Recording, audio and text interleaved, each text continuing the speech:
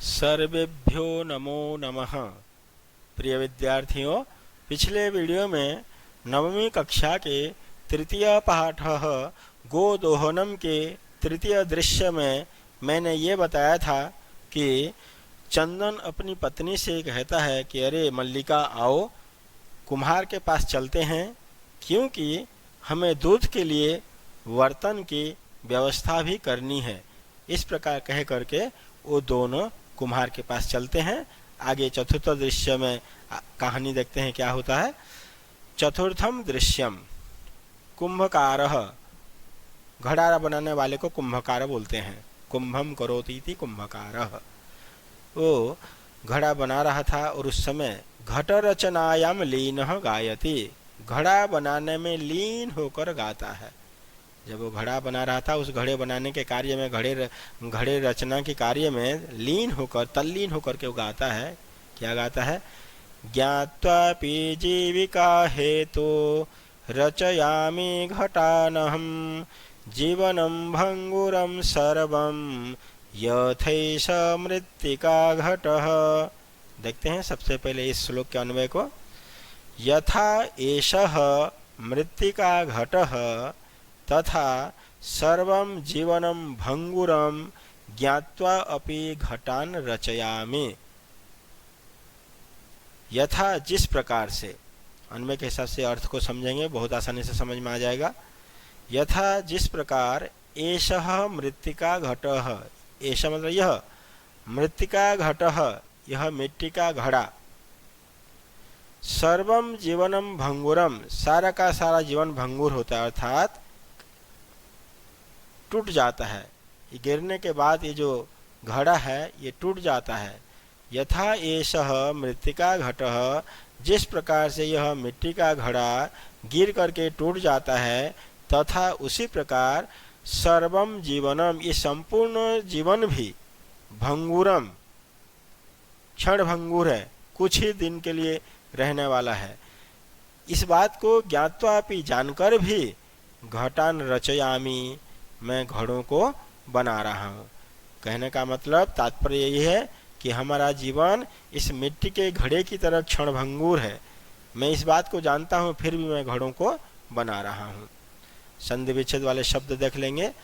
घटान अहम, घटान प्लस अहम, घटान घड़ों को, अहम मैं। ज्ञात्वापि, ज्ञात्वा प्लस अपि, और यथेशः, यथा प्लस एषः, वृद्धि संधि, और आ के बाद ए आने पे दोनों मिलकर के ए बन जाते हैं, यथैषः।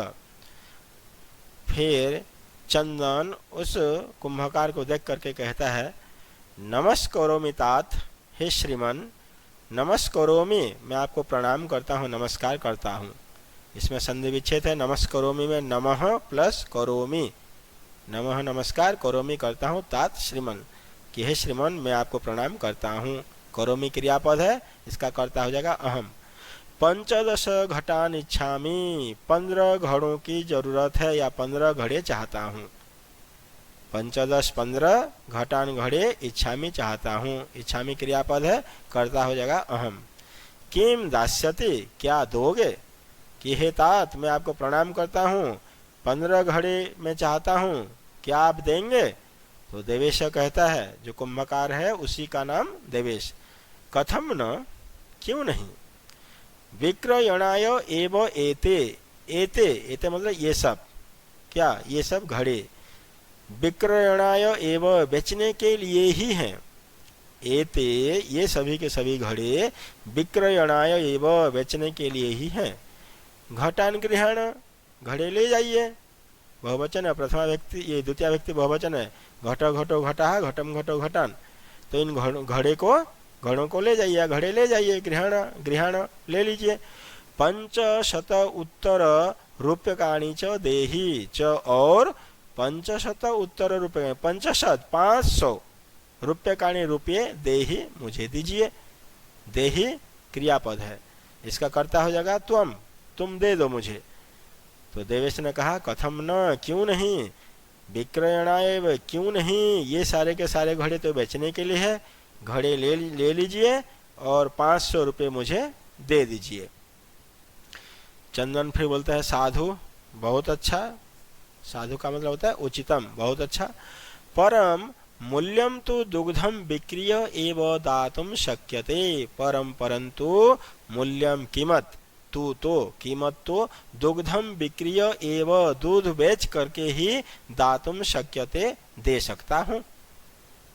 चंदन ने बोला, उस कुंभकार से बोला, ठीक है, परंतु मैं तो इनके कीमत या इनके मूल्य दूध बेचने के बाद ही दे सकता हूँ।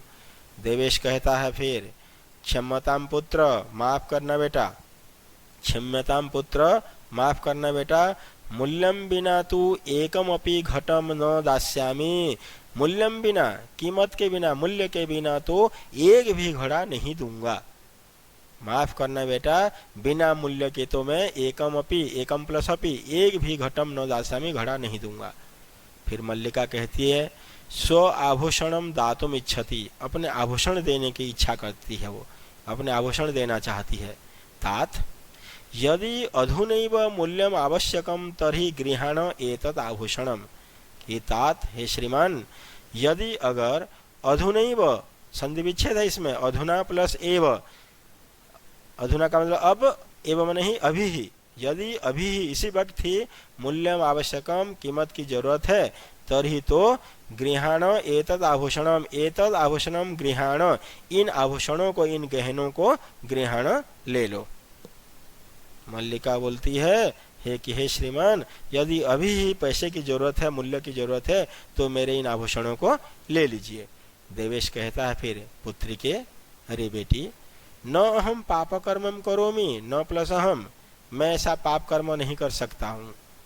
कथम अपि, किसी भी तरह से, कथम प्लस अपि, किसी भी प्रकार से, नेच्छामि, न प्लस इच्छामि, संधि विच्छेद, न मतलब नहीं, इच्छामि चाहता हूँ, मैं किसी भी तरह से नहीं चाहता हूँ। त्वाम आभूषण हीनाम कर्तुम, त्वाम तुमको, आभूषण विहीनाम, आभूषणों से विहीन या आभूषणों से रहित, कर्तुम करने के लिए, मैं कभी भी किसी भी तरह से तुमको आभूषणहीन, गहनों से रहित करना नहीं चाहता हूँ। नयतु, ले जाओ, यथाभिलाषान, यथा मतलब जितनी या जैसी, अभिलाषण इच्छा, जैसी तुम्हारी इच्छा है, जितनी तुम्हारी इच्छा है, घटन घड़े, जितने तुम्हें घड़े की जरूरत है, उन सभी घड़ों को ले जाइए, ले जाओ। दुग्धम विक्रिय एवं घट मूल्यान ददातु, दूध बेच करके ही या बेच कर ही घट मूल्यान ददातु, घड़े की कीमत दे देना।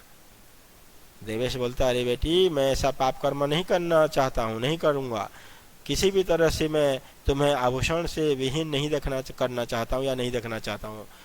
आप अपनी इच्छा के अनुसार घड़ों को ले जाइए और दूध बेच करके घड़ों के मूल्य दे दीजिए।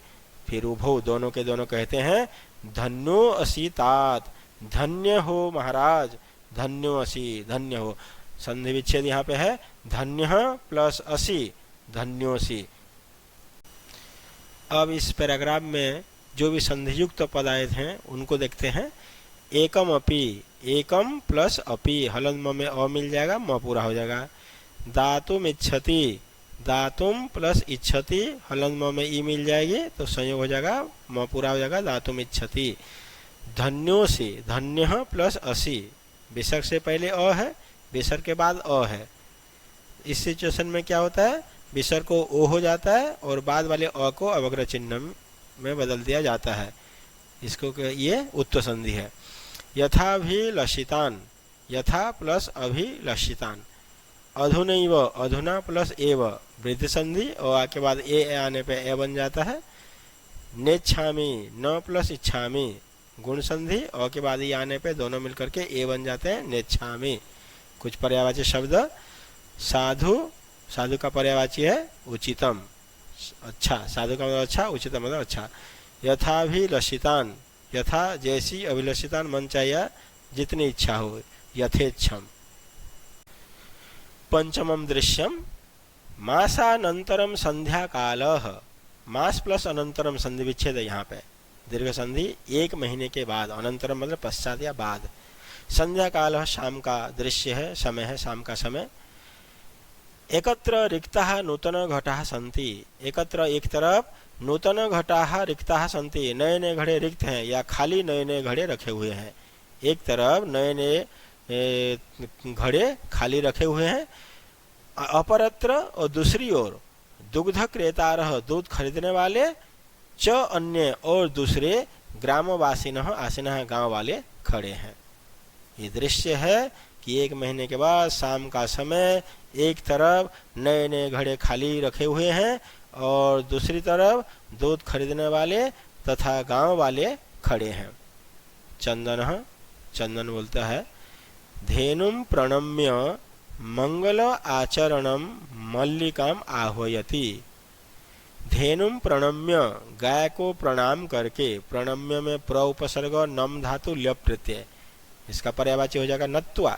गाय को प्रणाम करके, मंगल आचरणम और मंगल आचरण करके, अर्थात कोई अच्छा सा मंगल आचरण भगवान का नाम ले करके और गाय को प्रणाम करके, मल्लिकाम आह्वयति मल्लिका को बुलाती है, आह्वयति अपनी पत्नी को बुलाती है।